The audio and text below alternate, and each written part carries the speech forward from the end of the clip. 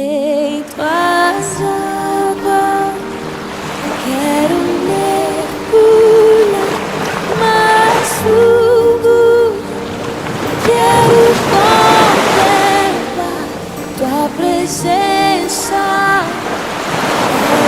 É o meu lugar, nada vai me separar do teu amor. Abra sua Bíblia comigo, lá no livro de 1 Reis, capítulo 17. Essa é mais uma das histórias que a Bíblia nos narra, talvez não, mas testemunho, né? Tiro talvez, testemunho daquilo que Deus fez e daquilo que Deus pode fazer. Elias havia profetizado sobre a nação de Israel, falado para o rei Acabe, que sob a palavra dele não choveria por um tempo, até que ele voltasse a profetizar chuva novamente sobre aquela cidade. E a seca se intensificou, chegou a um momento muito difícil, e Deus então disse para Elias, para ele sair e ir até um lugar onde Deus iria, Riacho de Querite, ali nas regiões do Jordão, onde Deus deu ordem a alguns corvos para alimentar ele. E depois de um tempo, acabou, o rio secou, e aí então Deus falou para ele: olha, eu quero que você vá para um lugar que nós vamos ler agora o texto. E esse texto é importante porque ele narra uma história muito interessante. E eu falo interessante do ponto de vista da fé, da provisão de Deus, do cuidado de Deus, da reviravolta que Deus pode mover e fazer na nossa vida. Versículo 7 diz assim: algum tempo depois, o riacho secou-se por falta de chuva na terra. Então a palavra do Senhor veio a Elias e disse: vá imediatamente à cidade de Sarepta, em Sidom, e fique por lá. Ordenei a uma viúva daquele lugar que lhe forneça comida. Ele foi a Sarepta. Quando chegou à porta da cidade, encontrou uma viúva que estava colhendo gravetos. Ele a chamou e perguntou: pode me trazer um pouco de água em uma jarra para eu beber? Enquanto ela ia buscar a água, ele gritou: por favor, traga-me também um pedaço de pão. Ela, porém, respondeu: tão certo como vive o Senhor, o teu Deus, não tenho nenhum pedaço de pão, só um punhado de farinha em um cântaro e um pouco de azeite em uma botija. Estou colhendo 2 gravetos para levar para casa e preparar uma refeição. Depois de a comermos, o meu filho e eu morreremos. Elias, porém, lhe disse: não tenha medo, vá para casa e faça o que eu disse. Primeiro, porém, faça um pequeno pão com o que você tem e traga-o para mim, pois depois faça algo para você e para o seu filho. Pois assim diz o Senhor, o Deus de Israel: a farinha no cântaro não se acabará, e o azeite na botija não se secará, até o dia em que o Senhor fizer chover sobre a terra. Ela foi e fez conforme Elias lhe dissera. Desse modo, a comida durou muito tempo para Elias, para a mulher e para a sua família. A farinha no cântaro não se acabou, e o azeite na botija não se secou, conforme a palavra do Senhor proferida por Elias. Algum tempo depois, o filho da mulher, dona da casa, ficou doente. A situação dele se agravou tanto que finalmente parou de respirar. Então, a mulher reclamou a Elias: o que você tem contra mim, ó homem de Deus? Vieste para lembrar-me do meu pecado e matar o meu filho? Dê-me o seu filho, respondeu Elias. ele o apanhou dos braços dela, levou-o para o quarto de cima, onde estava hospedado, e o pôs em sua própria cama. Então clamou ao Senhor: ó Senhor, meu Deus, trouxeste também desgraça sobre essa viúva, em cuja casa estou hospedado, fazendo morrer o filho dela. Então ele se deitou sobre o menino 3 vezes e clamou ao Senhor: ó Senhor meu Deus, faz voltar a vida a este menino. O Senhor ouviu o clamor de Elias, e a vida voltou ao menino e ele reviveu. Então Elias pegou o menino e o levou para a parte de baixo da casa, entregou-o à sua mãe e disse: veja, o seu filho está vivo. Então a mulher disse a Elias: agora sei que tu és um homem de Deus e que a palavra do Senhor que vem da tua boca é verdade. Amém? Amém, amados? Deus que faz reviravoltas. Deus que faz mudanças radicais na nossa vida. Se existe algo que eu e você já desejamos em algum momento da nossa vida, aqueles momentos em que tudo foge ao nosso controle, são as reviravoltas de alguma situação ruim. Às vezes coisas fogem do nosso controle. Às vezes a gente perde, não é, o controle de alguma situação, seja ela qual for na nossa vida, e a gente chega ao ponto de falar: Senhor, faz alguma coisa, faz uma mudança, faz uma reviravolta. E eu acho interessante porque situações que pareciam totalmente impossíveis de acontecer, uma mudança ou uma reviravolta na nossa vida, de repente coisas começam a mudar. O ambiente muda, o nosso olhar muda, o nosso ânimo muda, a nossa disposição muda. A gente começa a olhar em volta e ver que as coisas estão mudando, não é? Um novo ânimo vem e coisas e ambientes, situações começam a mudar. Quando eu olho para nós como filhos de Deus que somos, eu penso que para nós, para mim e para você, para nós que estamos num mundo que é hostil a nós e ao povo de Deus, para nós tudo é um pouco mais difícil, mas não é impossível. Eu não gosto quando as pessoas dizem: o meu Deus é o Deus do impossível. Porque para Deus o impossível não existe. Então o impossível não pode se dobrar diante de Deus, porque Jesus mesmo disse: para Ele nada é impossível. Não existe nada. Deus não conhece impossíveis. O que é impossível ao homem, e para este sim existe, para Deus é possível. Mas às vezes a gente fala: Deus é Deus do impossível. Não, Ele não é Deus daquilo que não existe. Deus é Deus daquilo que existe. E Ele não pode ser Deus de algo que não existe para Ele, que é o impossível. Impossível para Deus não existe. Tudo é possível para Ele. E por isso Ele mesmo disse: tudo é possível ao que crê. Mas essas situações, às vezes chegam sobre nós, porque nós estamos num terreno do inimigo, no mundo que jaz na mão do maligno. E é natural que haja resistência. Por isso o próprio Senhor nos ensina para que nós nos sujeitemos a Deus, não é? Sujeitemos a Deus e possamos resistir ao diabo, para que ele fuja de nós. O império do mal, ele sempre se levanta contra tudo e contra todos que são do reino da luz. Isso não é uma brincadeira, isso não é uma utopia, isso não é apenas uma ideia, um pensamento, uma imagem, uma história. Não, isso é uma realidade. E a gente precisa ter isso muito claro no nosso coração.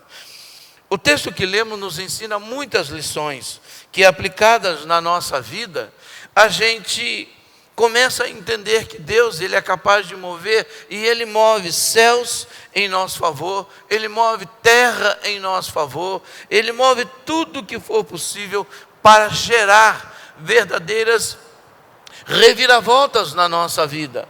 Mas nós temos que estar atento, ler o tempo, ler o ambiente, ler a nossa vida com Ele, ler a nossa relação com Ele, ver o que é que Deus está nos ensinando nesse período em que o mar está revolto, em que as tempestades insistem, em que as chuvas insistem em cair. Quando a gente olha para a história da viúva e do seu filho, nós os vemos diante de uma iminente morte. A gente não vê uma situação bonita. Nós conhecemos o final da história, como nós conhecemos o final da história de Jó, como nós conhecemos o final da história de tantos personagens da Bíblia. Mas você não conhece o final da sua história. Eu não conheço o final da minha história, mas pela fé eu sei qual é e que tipo de final eu posso ter, porque eu tenho exemplo na palavra de Deus, de um Deus que muda, de um Deus que faz, de um Deus que gera reviravoltas na nossa vida. Essa mulher não conseguia enxergar outra saída. A seca estava muito forte. E certamente muitas pessoas já haviam ou morrido, ou fugido, ou saído do ambiente de Israel, mas cidades circunvizinhas como Sidom estavam também foram alcançados por essa seca, por essa situação, por essa escassez. Comer, diz ela, eu vou comer o último pão, e depois eu e meu filho vamos esperar a morte, morrer de fome. Mas uma reviravolta aconteceu ali. Amados, a fé e a esperança em Deus não são utopias. São atributos, valores, são dons, são capacidades que Deus nos dá, não é?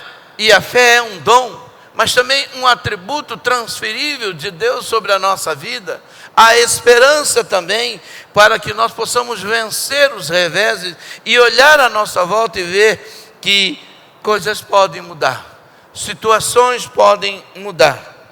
A fé e a esperança de Deus, como eu falei, não são utopias, mas são favores de Deus sobre nós, são elementos que Deus nos dá para que a gente abrace o favor dele, a buscar as reviravoltas que tanto nós ansiamos.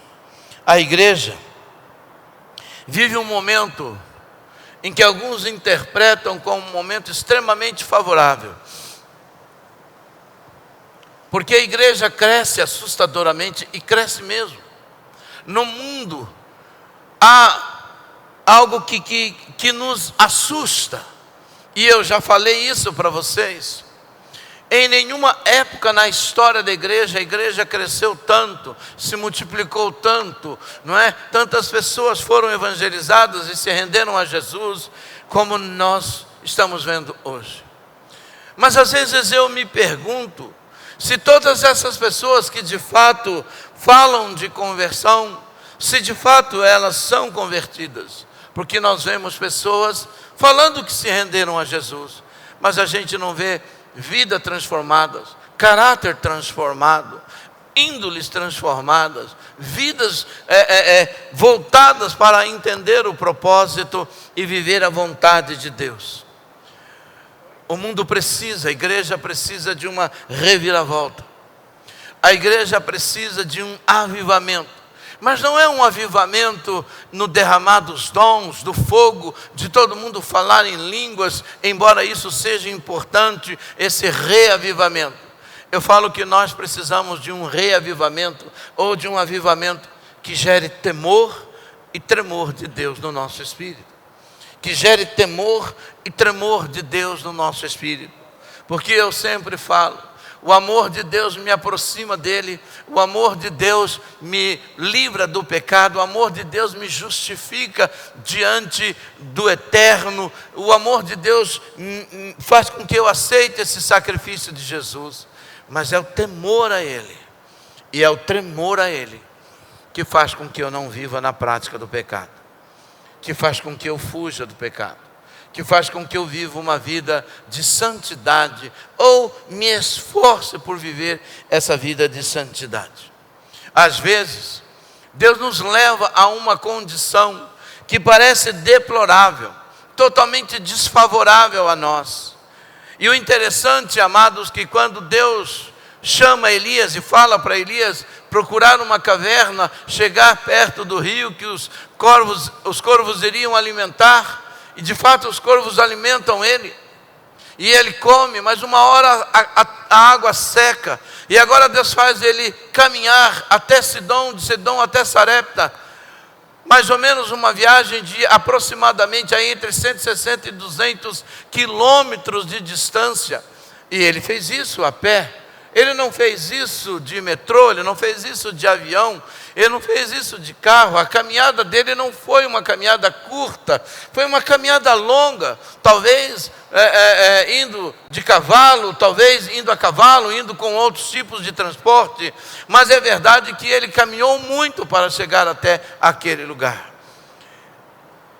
E ele estava vivendo um tempo muito precioso, e Deus disse: olha, eu preparei uma mulher lá em Sarepta de Sidom, e ela vai alimentar você. Se Deus manda você a um lugar, dizendo: sai daqui, vai para tal lugar, e lá eu preparei alguém que vai cuidar de você, que vai alimentar você, que vai dar comida para você, que Ele vai te dar um lugar para você morar, como de fato deu. O que você imagina? Eu vou sair da escassez e vou chegar na abundância. Afinal de contas, é Deus que está preparando, é Deus que está me enviando para esse lugar. E quando ele chega lá, ele não encontrou essa abundância, ele encontrou uma mulher pronta para fazer a sua última refeição, e junto com o seu filho esperar a morte depois. Ele não encontrou uma mulher que tinha uma bela de uma feijoada, de uma boa macarronada, com a despensa transbordando, não. Ele encontrou uma mulher no limite, com o seu filho no limite, uma viúva, que ele pede água, ela disse: ok, eu tenho água, mas a hora que ela pede, que ele pede comida, ela disse: tão certo como vive o seu Deus, eu não tenho isso.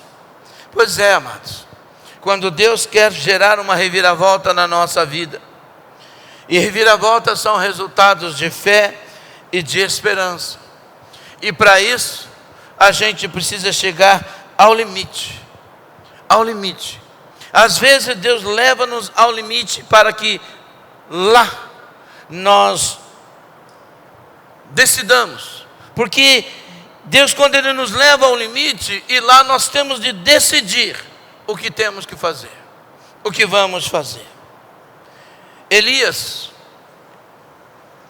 lá no capítulo 17 de 1 Reis, 10 a 12, repetindo a leitura, ele foi a Sarepta. Quando chegou à porta da cidade, encontrou uma viúva que estava colhendo gravetos, e ela o chamou e perguntou, e ele a chamou e perguntou: pode me trazer um pouco de água em uma jarra para eu beber?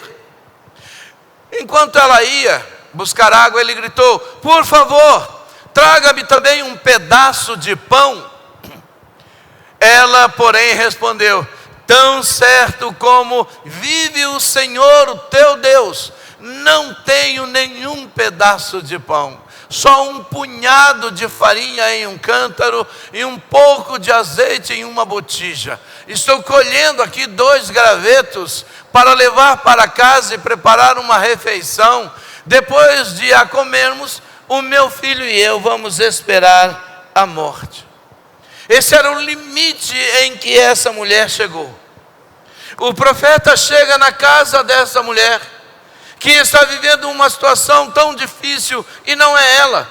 Muitas pessoas em volta, a cidade de Sarepta, a região de Sidom, todos vivendo uma fome, Israel vivendo uma fome, mas Deus envia o profeta àquela casa, àquela viúva, e Deus leva aquela mulher no seu limite. E é aí, nesse limite, que talvez você esteja hoje, que talvez você esteja há alguns dias, E é exatamente quando nós chegamos nesse limite, no desespero, que nós tomamos as decisões mais erradas, as decisões mais impensadas, as decisões mais loucas. É no momento do nosso desespero que nós fazemos alianças erradas, que nós fazemos pactos errados, que nós não queremos ouvir o que Deus está falando, porque o nosso quê é sobreviver, e tudo vale pela sobrevivência, e a gente ainda joga isso na conta de Deus, dizendo: Ele sabe, Ele conhece, Ele compreende o que eu estou fazendo, pela minha família, é pela minha casa, é por mim. E nós chegamos no limite, e é no limite que a gente precisa coerentemente decidir o que a gente vai fazer com a fé que nós temos em Deus, com a esperança que nós depositamos nele. O limite na nossa vida são pontos de decisões que nos desafiam a mudar de níveis na fé e na vida. E é nesse limite que há os que preferem superar os limites e avançar. Mas existem aqueles que usam os limites como desculpas para retroceder. Como você reage quando chega ao seu limite? Como você faz? Você segue em frente ouvindo a voz de Deus, ou você desiste? Conheço histórias de um sem número de pessoas que desistiram. Desistiram do casamento, desistiram do filho, desistiram da empresa, desistiram de uma carreira profissional, desistiram de uma faculdade, desistiram de um monte de coisa, porque chegaram ao limite e disseram: olha, não tem mais jeito, agora não dá. Quantos sonhos morreram quando chegou ao limite? Não dá para eu continuar acreditando que isso vai acontecer, não dá para eu continuar acreditando que vai ser dessa forma. É no limite que nós chegamos, e é ali que a gente tem que decidir. E a nossa decisão é tão poderosa, a nossa decisão é tão forte, porque é exatamente nesse limite que tem sonhos enterrados. É nesse limite que tem histórias inacabadas. É nesse limite que tem caminhos e vicinais tortuosos que começaram a partir dali. É nesse limite que começou a queda. É nesse limite que começou a grande perda. E não é perda de coisas, é perda da vida. É perda dos projetos. É perda dos sonhos. É perda da alegria. É perda da fé. Pessoas perderam a fé quando chegaram no seu limite. Eu não quero mais continuar crendo nesse Deus, que se Deus fosse assim, não permitiria que eu passasse por essa situação, que eu vivesse essa situação. Eu não tenho mais esperança nesse Deus. Quantos já fizeram isso? Quantos desistiram? Marcos, discípulo que acompanhou Paulo e acompanhou Barnabé, ainda muito novo, chegou no momento em que ele desistiu não da fé, mas da viagem missionária. Demas não aguentou no momento da sua vida e abandonou, amando o presente século. Tantas pessoas. Outros não resistem à luta e eles dão um jeito e entram por caminhos errados. Profetas se vendem, líderes se vendem, pastores se vendem, igrejas se vendem ao sistema, ao príncipe deste mundo, porque não suportam os limites. Deus não dá nenhuma luta que eu e você não possamos suportar. Quando Deus chama Jó e desafia aquele homem, que muitos de nós achamos que Jó não teve fé, e eu sempre falo: se Jó não teve fé, coitado de mim. Mas esse foi o limite. Um limite em que a mulher de Jó disse: abençoa esse teu Deus e morre. A gente costuma dizer, né, que Jó disse: amaldiçoa esse teu Deus e morre. Mas não é essa a frase que está escrito lá. Quando você vai para o original, ele está dizendo: abençoa esse teu Deus e parta. Vai embora, morre. Entrega a sua vida ao Senhor. Sabe por quê, amados? Porque chega uma hora em que a gente não suporta. Chega a hora em que o nosso limite se vai, que o nosso limite se esvai. Mas é aqui, essa é a hora da decisão. Essa é a hora que eu tenho que olhar e dizer assim: o que eu vou fazer agora? Como que eu vou decidir? É nesse limite que eu tenho que entender se eu quero superar, avançar e crescer, ou eu desisto, jogo a toalha, volto para trás e digo: olha, não dá para mim. Quantos fazem isso? Quantos amam mais o presente século? Quantos acreditam mais nas mentiras que estão por aí? Quantos preferem a vida de abundância porque não suportam enfrentar uma vida dentro dos seus limites? Mas nós vivemos nos limites, tomando as mais absurdas decisões todos os dias. E a gente quer que os nossos sonhos se realizem. Sabe por quê, amados? Porque a gente não entende o trabalhar de Deus. Deus envia o profeta à casa de uma viúva, porque Deus é Deus das viúvas e dos órfãos. Deus envia o profeta àquela casa, porque não está ensinando somente aquela viúva, mas também ensinando o profeta. Deus leva até aquele lugar, porque Deus sempre vai dar o que nós precisamos. Ele pode fazer infinitamente mais, claro que faz. E aqui é um texto onde Deus fez o infinitamente mais. Mais do que tudo que eles podiam pensar ou imaginar. Mais do que tudo que eles podiam olhar. O limite chegou. E a decisão era uma decisão que essa mulher tinha que tomar, baseado no que o profeta falou. A gente ouve muitos os profetas falarem. Às vezes quando o profeta, e a gente gosta de profeta que tem sempre uma palavra de vida, uma palavra de fé, uma palavra de poder, uma palavra de abundância, uma palavra, nós gostamos. E quem não gosta? Até eu que sou mais bobo gosto disso. E isso é um fato, é uma realidade, porque Deus leva o profeta para mudar a nossa vida. O profeta não é aquele que leva só desgraça, mas quando ele fala de uma desgraça, ele está falando porque existe tempo para que essa pessoa mude, para que nações mudem. Como, por exemplo, Jonas, quando pregou em Nínive. Nínive vai ser subvertida, Nínive vai ser destruída, 50 dias e Nínive vai ser destruída, 50 dias e Nínive vai acabar, porque o pecado dessa cidade chegou até o Senhor e está insuportável. Mas o rei, ao ouvir, se arrependeu. O rei chegou no limite. Quando ele ouve a palavra de Jonas, ele diz: opa, toda a nação vai entrar em jejum, vamos nos arrepender, vamos nos cobrir aqui com sacos, vamos nos cobrir com cinzas, vamos nos humilhar, 3 dias de jejum, nem animal vai comer, todo mundo aqui vai jejuar, buscar a misericórdia de Deus. E Deus mudou a história de Nínive.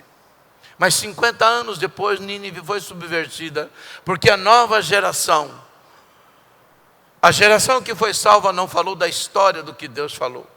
A geração da história não conheceu da mesma maneira que nós temos juízes. A geração de Josué não preparou a nova geração. Tanto é que o texto diz, a nova geração não conhecia o Senhor. Nós vivemos numa geração, amados, que ouve falar de Deus, mas que não conhece Deus. A gente precisa acordar. Às vezes, a reviravolta que a gente quer, Deus nos leva no limite, porque é ali naquele limite que Ele exige a entrega da nossa última semente. A nossa última semente deve ser entregue nesse vale de decisão. Capítulo 17, verso 13 e também o 14, por favor, diz assim: Elias, porém, lhe disse: não tenha medo, vá para casa e faça o que eu disse. Primeiro, porém, faça um pequeno pão com o que você tem e traga-o para mim. Depois, faça algo para você e o seu filho. Porque assim diz o Senhor, o Deus de Israel: a farinha no cântaro não se acabará e o azeite na botija não se secará até o dia em que o Senhor fizer chover sobre a terra de Israel. Sabe, amados, chega um momento em que a gente precisa entregar tudo o que nós temos. Porque no nível em que Deus quer nos levar, para um nível em que Deus nos quer, para um nível em que Deus quer colocar a minha vida e a sua vida, para as coisas que Deus quer que eu e você experimentemos, no patamar em que Deus quer nos colocar. Naquele patamar não tem que ter nada seu e nem meu, tudo tem que ser dele. Às vezes nós queremos fazer com as forças do nosso braço, nós queremos guardar algumas coisas que nós temos, mas aqui chegou um momento muito forte, em que o profeta declara algo e diz: olha, não tenha medo, vá lá e faça primeiro para mim, mas depois você vai fazer o que você tem que fazer, depois você faz o bolo para você, o bolo para o seu filho, porque assim diz o Senhor. Não vai faltar farinha no cântaro, não vai faltar azeite na botija, mas ela tinha que decidir se acreditava ou não. Sabe aonde que a gente falha nessa hora de entregar o que Deus nos pede? Porque a gente não acredita na provisão de Deus. A gente acredita na força do nosso braço. Nós acreditamos na força dos nossos diplomas. Nós acreditamos na capacidade das nossas empresas. Nós acreditamos na carteira assinada, no nosso trabalho. Mas quando Deus nos pede, a gente fala: Senhor, o Senhor sabe que eu não tenho. Qualquer um de vocês aqui, incluindo a mim, será que se um profeta chegasse ainda nos dias de hoje e falasse assim: faça um bolo primeiro para mim, faça primeiro para mim, porque assim diz o Senhor, assim diz o Senhor, não vai acabar a farinha no cântaro nem o azeite na botija. Qual é a sua reação? Você talvez dissesse o que eu também talvez falaria: se me desculpa, cara, me desculpa mesmo, eu entendo perfeitamente o que você está falando e eu acredito no que você está falando, mas primeiro eu vou fazer para mim e para o meu filho. Principalmente nessa geração que é mais apaixonada pelos filhos do que pelo cônjuge. Principalmente nessa geração em que é capaz de largar tudo. Quantas histórias nós vemos de homens, quantas histórias nós vemos de mulheres que largam filhos, que largam tudo para viver com outro homem, viver com uma outra mulher, esquece que tem filho, porque está buscando o seu próprio prazer. A gente sabe disso. Essa não é uma história de agora. Quantos filhos órfãos de pai vivo existem no mundo? Quantos filhos?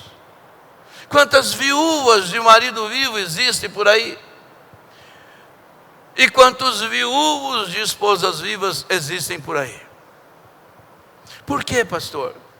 Porque quando Deus nos pede, a gente tem que decidir o que vai fazer.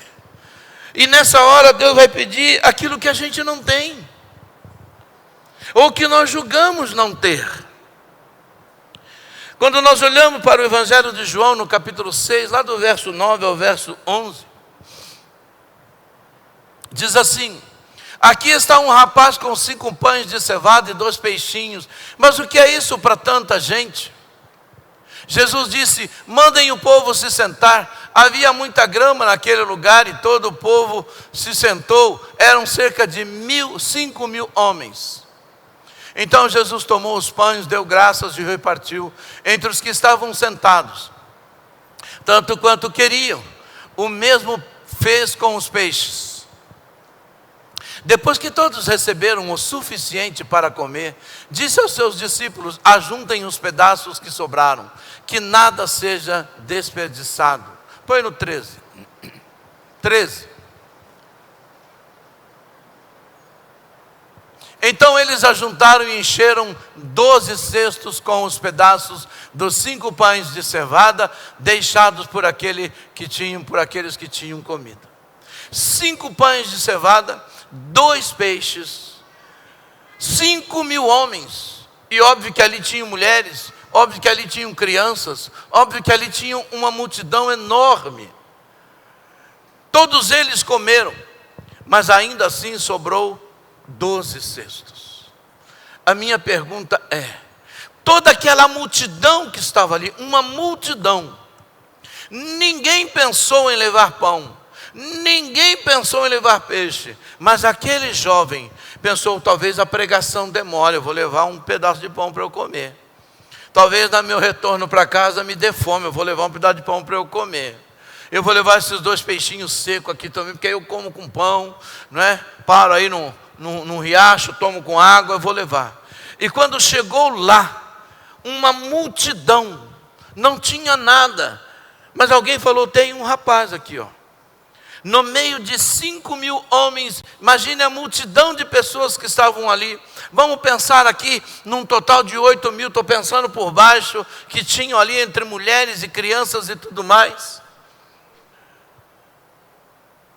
Mas uma pessoa se destacou, porque ela tinha alguns pães, 5 pães e 2 peixes. Descobriram que ela tinha. Jesus então falou, vai lá e pede para ela. Ela poderia ter dito, olha, desculpa, mas não dá para essa multidão. Não dá. Eu só tenho isso. Eu vou comer. Você quer levar 3, leva, mas eu vou ficar com 2. Você quer um peixe, leva, mas eu vou ficar com 1. Porque não vai dar para todo mundo. E eu pensei em mim. Eu não tenho nada a ver com essa multidão aqui, mas ele foi lá e entregou. Porque é na hora da decisão. É nesse momento, amado, no limite que Deus exige que a gente entregue a última semente que nós temos. E a última semente, eu não estou falando, você está pensando que eu estou falando de dinheiro, né? Não estou falando de dinheiro. Eu estou falando de você. Sabe qual é a última semente? É você. A última semente sou eu. A última semente somos nós. E às vezes Deus pede o que nós temos. Deus pede quem nós somos. Deus pede que a gente confie nele, que a gente acredite. A última semente é aquela que nós depositamos a nossa fé e esperança. Chega uma hora em que você precisa depositar a sua fé e a sua esperança em alguém, em alguma coisa. E você tem que escolher. Uns preferem confiar e lançar a sua fé em tantas outras coisas, a sua esperança no braço do homem. Mas esse menino disse, pode levar. A viúva, ela obedece, porque a obediência gera bênção. Ela já estava pronta para morrer. Talvez ela tenha pensado, se der, deu, se não der, também deu. Não é? Se ela conhecesse o Novo Testamento e tivesse conversado com Paulo, talvez ela dissesse, para mim o viver é Cristo e o morrer é lucro. Mas não. Você conhece o final da história. É muito bonito nós fazermos uma interpretação, porque a gente conhece o final da história. Mas ela não sabia o final da história. E essa mulher não era judia. Essa mulher tinha que decidir agora o que ela ia fazer com o profeta. Ela acreditava que Elias era um homem de Deus. Mas você vai ver a crise que essa mulher entra quando algo muito sério acontece com ela. Ela começa a comer. E de fato, não acaba. De fato, o trigo, a farinha não acaba, o azeite não acaba. E eles comem e eles saciam. A última semente é aquela que nós depositamos. Não é a nossa fé e esperança. Dizemos para nós mesmos, eu só tenho isso. Mas Deus não quer o que você tem. Deus quer o que você não tem. Porque no nível a que Deus quer te levar, não pode ter nada que é seu ali. Tudo tem que ser dele e vir dele. É assim que vai acontecer uma grande reviravolta na minha e na sua vida. Às vezes, a gente não entrega o que tem, porque a gente fala, se não der certo, Deus, eu ainda tenho isso aqui. Se não der certo, Deus, eu tenho isso aqui. Eu sempre tenho uma reserva, você diz para você mesmo, porque se não der certo. E quando Deus pede a sua reserva, você não tem essa capacidade de pensar, por que Deus está me pedindo a minha reserva? Por que Deus está pedindo isso para mim? Por que Deus está pedindo isso para mim?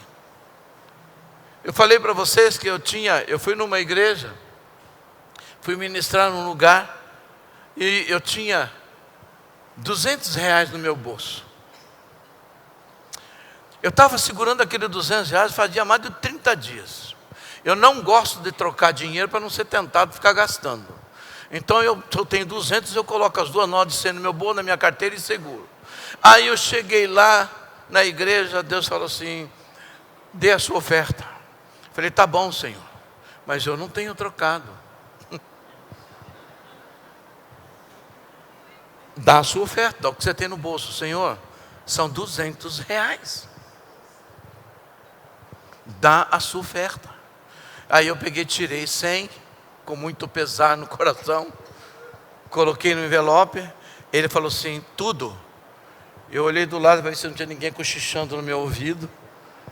Eu falei: como assim, Senhor? Tudo? Eu falei: Senhor, eu só tenho isso. Ele falou: tudo. Eu tirei o outro 100. Falei: Senhor, tenha misericórdia. E eu entreguei no altar. Passou uma semana depois, o que aconteceu? Nada. Deus não multiplicou? Não. Mas Deus não te deu R$400? Também não, eu não fiz investimento. Ele mandou eu dar. Pastor, não aconteceu nada de sobrenatural? Aconteceu, eu não morri. Aconteceu, eu continuo comendo, eu continuo bebendo, mas assim, daquele dinheiro, não nasceu no jardim assim uma árvore com dinheiro, tal, não. Porque a gente, quando doa, a gente já faz assim: Senhor, eu vou dar, mas eu sei que o Senhor vai dar em dobro, né? É interessante como nós somos egoístas. Não, Senhor, eu vou dar esse 100 porque eu sei que esse 100 vai ser multiplicado em 1000. Aí se Deus não multiplica em 1000, você fala assim: não foi de Deus, não foi Deus não, foi a minha carne que falou naquele dia. Querido, Deus faz. Deus pode pedir: pastor, mas Deus não te deu? Claro que me deu. Eu estou aqui, eu estou vivo, eu estou comendo, estou pagando minhas contas. Então Deus me deu. Mas vocês estão entendendo o que eu estou falando? Quem não está entendendo? Quem está entendendo o que eu estou falando? É assim que Deus faz. Sabe, amados, eu vou falar uma coisa para você. Quando Deus pede algo para você, por exemplo, o dízimo, você entrega ao Senhor, porque é bíblico, você entende que é bíblico. Aí você tem em abundância, Deus te dá, e você vai lá e dá uma oferta. Dízimo mede fidelidade, oferta mede generosidade. Mas quando você tem e está sobrando, é muito gostoso ser generoso. Deus me mandou te abençoar. Estou dando 1000, mas eu tenho 10 na conta. Oh, aleluia, glória a Deus. Mas e quando você tem 1000 e Deus fala: dá 1000? Aí Deus está testando fé. E é nessa hora que a gente vai para o buraco. E é nessa hora que a gente falha. Não, Deus não quer isso, pastor. Deus nunca vai me pedir para eu dar o que eu não tenho. Mas o que você tem se tudo é dele? Mas você nunca vai chegar no nível que Deus quer te colocar. E eu nunca vou chegar no nível que Deus quer me colocar, se eu continuar pensando exatamente assim. Essa mulher deu tudo, como a viúva entregou no gasofilaço. Todo mundo virava o saco lá do que sobrava. Mas aquela mulher pegou 2 moedas e entregou. Ela não sabia se ela ia tomar café. Se bem que se fosse hoje, o café está um absurdo, né? Já estão vendendo café em 10 vezes sem juros, não é? Hoje você chega no posto, você abastece o carro e fala assim: paga, passa no cartão, beleza. Você chega na lanchonete, pede um cafezinho, parcela em 3 vezes. Mas não é disso que eu estou falando. Então a gente tem dificuldade de entregar aquilo que Deus pede. E aquela mulher, ela chegou no momento em que Deus falou: olha, através da boca do profeta, faz primeiro para mim. O profeta não se comoveu, o profeta só disse assim: assim diz o Senhor. O profeta falou, é Deus quem está falando. Mas espera aí, é o profeta que está falando, mas e daí? Esse é o nosso grande problema. Você sabe que existe um problema sério entre o profeta e o povo. Porque quando o profeta fala, sai da boca do profeta, o que sai da boca de um profeta sério, de um profeta temente, de um profeta que ouve a voz de Deus, quando Deus fala através da boca do profeta, aquela palavra é de Deus. E por que não aconteceu? Porque caiu no meio da incredulidade do povo, e aí a terra não é fértil, não dá fruto. O problema não é o que o profeta fala, é o que a gente faz com o que o profeta fala. E isso é um problema sério para nós, porque a gente não gosta, ou não costuma, ou não fomos ensinados. Mas uma outra coisa acontece com essa mulher, porque Deus, para fazer a reviravolta na vida dela, até então foi uma reviravolta maravilhosa. Agora ela está comendo, agora ela está bebendo, agora até que haja chuva, ela não vai ter problema. Porque Deus sempre faz assim. Quando Deus atravessou o povo no deserto, Deus deu para aquele povo água, Deus deu comida, Deus deu o maná, Deus aguentou aquele povo, que era o povo dele. Toda aquela geração morre, a nova geração que nasce no deserto sobrevive. Mas não falta nada, a roupa não envelhece, a sandália do pé não envelhece, eles não ficam doentes. Eles comem, pedem codorna, Deus manda, pedem carne, Deus manda, pedem água, Deus dá. Moisés se perde nessa questão, porque perde a paciência. Mas um dia Deus fala assim, manda olhar a terra. E os espias vão e olham a terra e falam, olha, aquela terra é uma terra que manda leite e mel. E então eles continuam a caminhar. Quando eles chegam na terra prometida, eles atravessam para o outro lado do Jordão. Acaba o maná, acaba a carne, acaba tudo. Por quê, pastor? Porque agora a terra dá leite e mel. Agora vocês plantem, agora vocês arem a terra, agora vocês colham as frutas, agora vocês conquistem a terra. Foi o que Deus disse para aquela mulher, até que haja chuva sobre a terra, não vai te faltar nada. Mas depois que começar a chover, você é viúva, mas você vai ter que correr atrás de buscar o seu alimento. Porque é assim que Deus faz. Deus, Ele dá outros meios. Quando nós não temos saída, Deus dá essa saída. Mas quando Deus dá uma saída que é possível nós usarmos a força do nosso braço para conquistar, então Deus dá. Mas uma coisa interessante que Deus mostra para essa mulher e para nós, é que no momento das nossas crises, até que chegue a grande reviravolta na nossa vida, Deus, Ele nos desperta no meio dessa luta, para mostrar que nós muitas vezes carregamos culpas desnecessárias. Nós somos assim. E a gente precisa mudar isso. Porque isso é uma forma que o inimigo usa para impedir que nós sejamos abençoados, para paralisar a nossa vida. O versículo 17 e 18 de 1 Reis 17 diz o seguinte: algum tempo depois, o filho da mulher, dona da casa, ficou doente. A situação dele se agravou tanto que finalmente parou de respirar.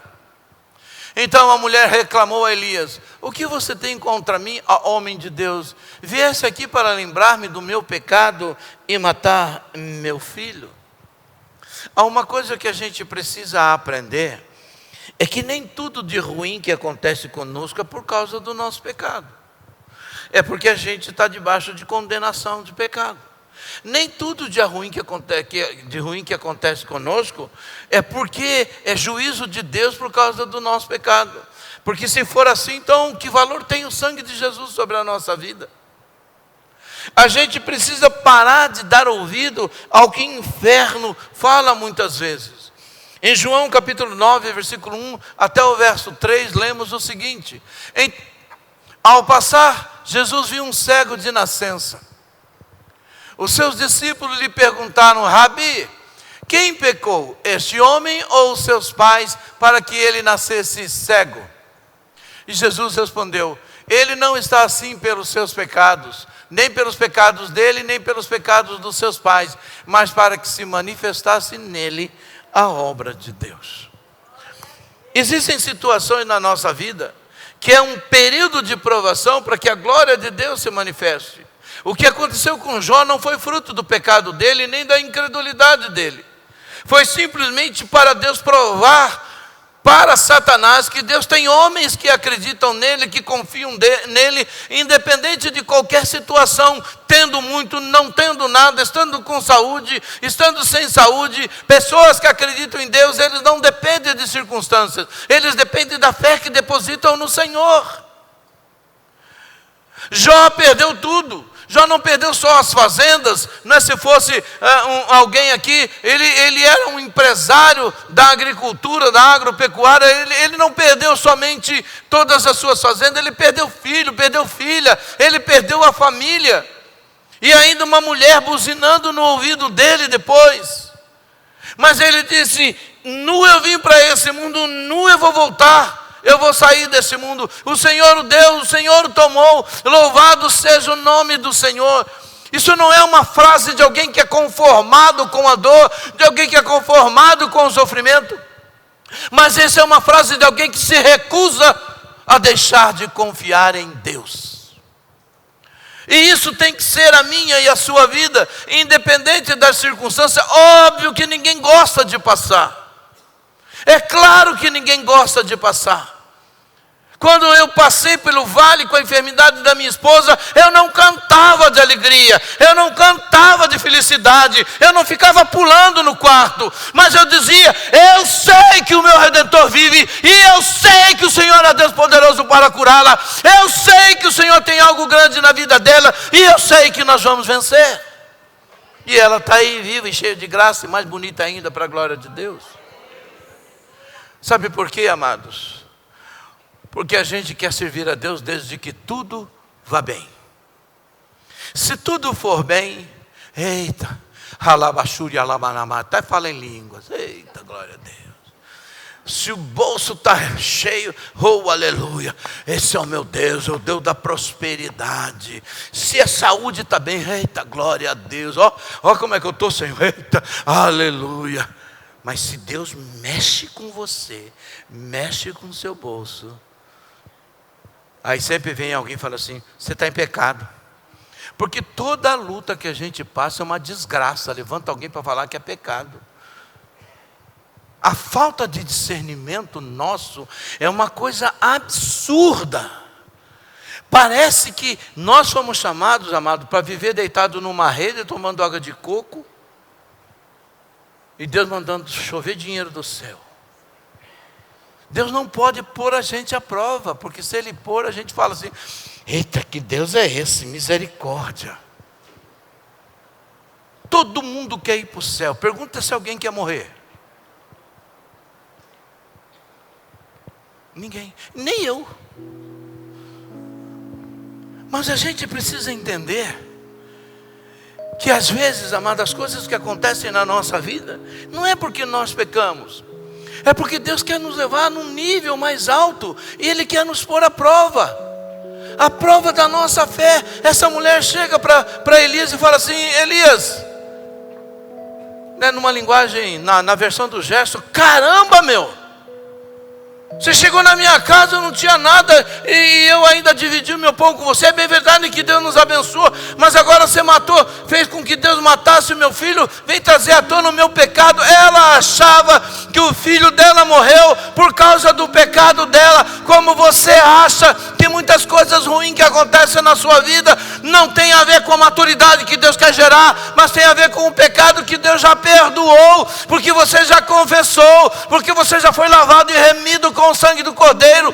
Deus não lembra do seu pecado, porque Ele já levou na cruz, mas você insiste em não esquecer de um passado podre e sujo que você teve, e nisso Satanás te paralisa.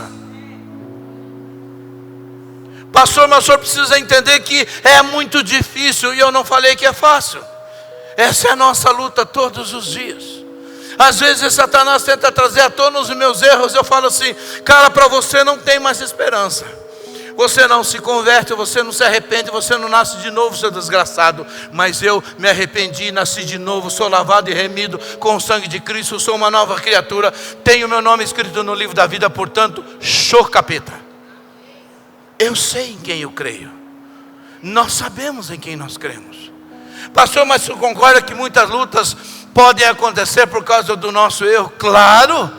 É por isso que você, no meio da sua luta, tem que falar: Deus, isso aqui é o Senhor me provando para eu crescer, ou foi algum erro que eu cometi? Traz à memória os meus pecados. Sonda-me, Senhor. Vê se há em mim algum caminho mau, como disse o salmista. Vê o que está acontecendo com o meu interior. Vê, Senhor, pode ser que eu tenha pecado e nem me lembre mais. Mas eu quero que o Senhor traga à tona. Porque é um coração contrito e quebrantado, Deus não despreza. Amado, quando nós pecamos e nos arrependemos e confessamos a Deus nossos pecados, nós somos perdoados por Jesus Cristo.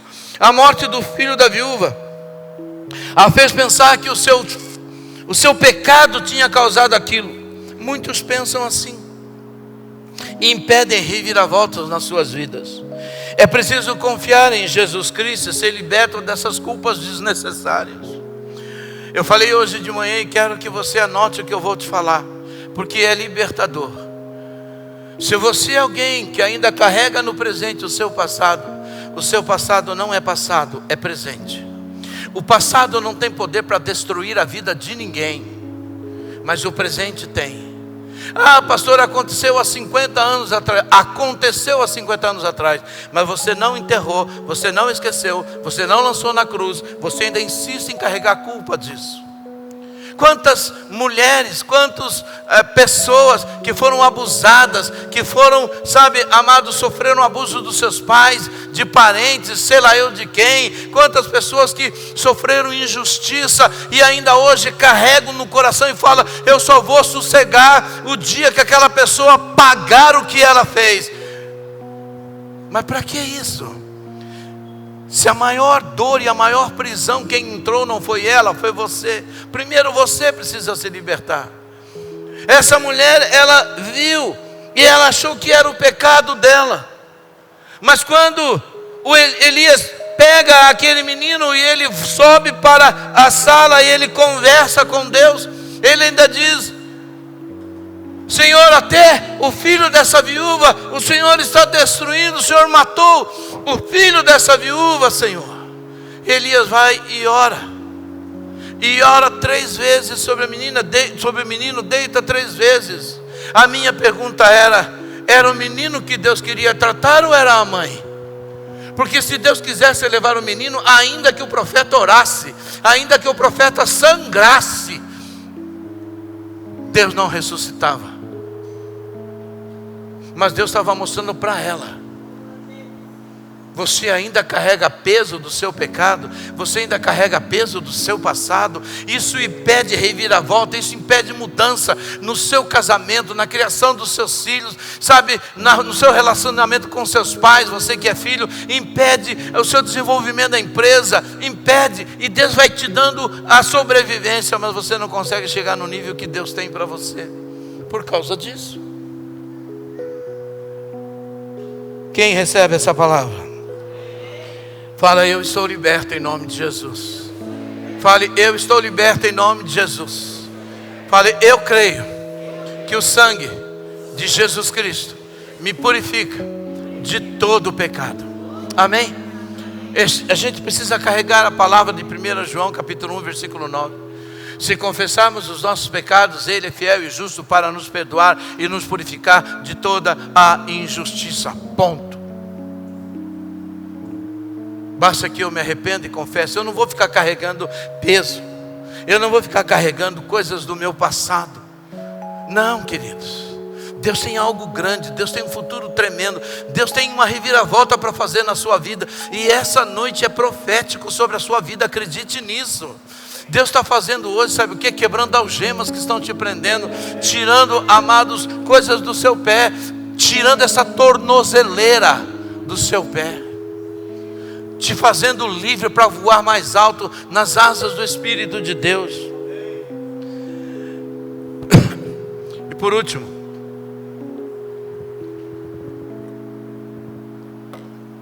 às vezes no meio dessa crise, no meio de tudo isso, para que Deus gere e a gente entenda a grande reviravolta, Deus nos leva até o fim da história, para ver que é sempre melhor do que nós imaginamos. O fim da minha história, o fim da sua história será melhor do que aquela que você imagina. 1 Reis capítulo 17, do 22 ao 24, lemos o seguinte: o Senhor ouviu o clamor de Elias e a vida do menino voltou e ele reviveu. Então Elias pegou o menino e o levou para a parte de baixo da casa, entregou a sua mãe e disse: veja, o seu filho está vivo. Então a mulher disse a Elias: agora sei que tu és um homem de Deus e que a palavra do Senhor que vem da tua boca é verdade. Agora sei que tu és um homem de Deus e que a palavra do Senhor que vem da tua boca é verdade. Olha quantas coisas aconteceram. Essa mulher estava pronta para morrer. Essa mulher estava pronta. Ela disse isso para Elias: olha, eu não vou poder fazer esse pão para você, sabe por quê? Porque eu tenho aqui um punhadinho de farinha, um pouquinho de óleo na botija, eu vou preparar, a gente vai comer, vai esperar a morte. Então o filho dela já estava para morrer. Mas quando a questão da alimentação é resolvida, agora o filho vive. Mas quando a morte bate na vida do filho, ela vai reclamar com o profeta. Ela estava esperando para morrer junto com o filho, mas o filho só morrer não. Mas o interessante, amados, é que cada um de nós temos uma história. Eu fico imaginando quando ela entrega o filho para Elias, o que morreu ali? O único provedor daquela mulher era o seu filho. Ela já não tinha mais marido. Junto com aquela criança estava morrendo sonho, estava morrendo um futuro, estava morrendo um projeto de vida, estava morrendo uma aposentadoria para a coitada também, porque era o filho que ia cuidar dela. Era assim a cultura. Tudo de ruim. Talvez ela pensasse: era melhor a gente não ter dado nada para o profeta, ter comido e esperado a morte. Mas olha o que aconteceu agora. Agora eu vou viver só eu, e cadê meu filho? Mas quando o profeta desce, entrega o filho na mão dela, ela fala: agora eu vejo que você é um homem de Deus, que o que você fala da parte de Deus é verdade. Mas o que ela está trazendo no colo? O que ela está trazendo no colo? Ela entregou o filho assim, agora ela recebe o filho de pé. O que ela está trazendo no colo, amados? Sonhos, futuro, projetos, alegria, um ambiente saudável dentro de casa. Ela está trazendo vida.